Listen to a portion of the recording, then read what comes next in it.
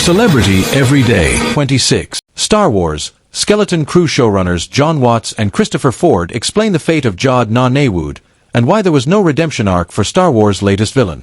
Played by Jude Law, Jod Na-Naywood was clearly a failed Darth Vader-type foe right from the start. He made his debut in Skeleton Crew's premiere in a scene deliberately patterned after Vader's own introduction in A New Hope. But there was no redemption arc for Jod, with Skeleton Crew's ending seeing him watch his dreams burn. Speaking exclusively to Screen Rant's Joseph Deckelmeyer, Skeleton Crew showrunners Jon Watts and Christopher Ford have explained the shocking decision not to give Jod a redemption arc. It's so funny following along with people episode by episode as they were getting to know him and watching everyone be completely convinced that he was going to have a classic Star Wars redemption arc and knowing that he wouldn't. What's observed. The comment led to an extended discussion on the character of Jod Na-Naywood, in which they reflected how surprised viewers were that he didn't get redeemed. Christopher Ford: "We played it up because I think that he truly did come to like them, but then he pushes them away. And I think that you see that throughout the people he knows like KHYMM or Pocket. These are people that he had a moment with too and then pushed them away and betrayed them somehow. It again speaks to his character. He has this problem. He can't get too close to people even if he actually likes them." Jon Watts: "It was great, though, because when we didn't do it, when we didn't have that redemption flip, it really seemed to surprise people and catch them off guard. Then they weren't sure what was going to happen next." Christopher Ford: "We were scared, but I think the virtue of Jude's performance is what made that work.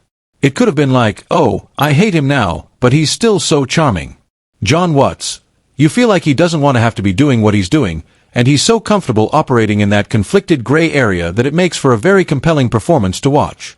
Christopher Ford: "I read someone say he wasn't trying to be good, he was trying to be bad.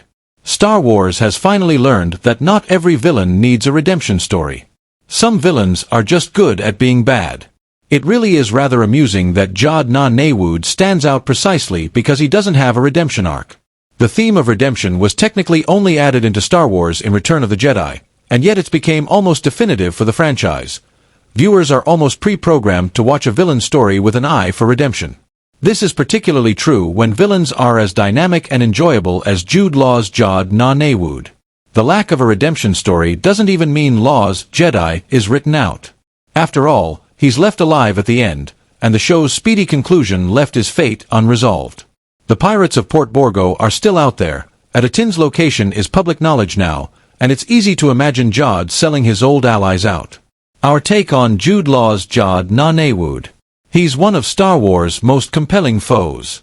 Jod and Vim sitting down in Skeleton Crew, 2024. Jod Na-Naywood is a fascinating character, but the reason for his success is simple. Jude Law is a phenomenal actor. Law's performance gives the character a strange sense of ambiguity, leading viewers to wonder whether he is in fact redeemable.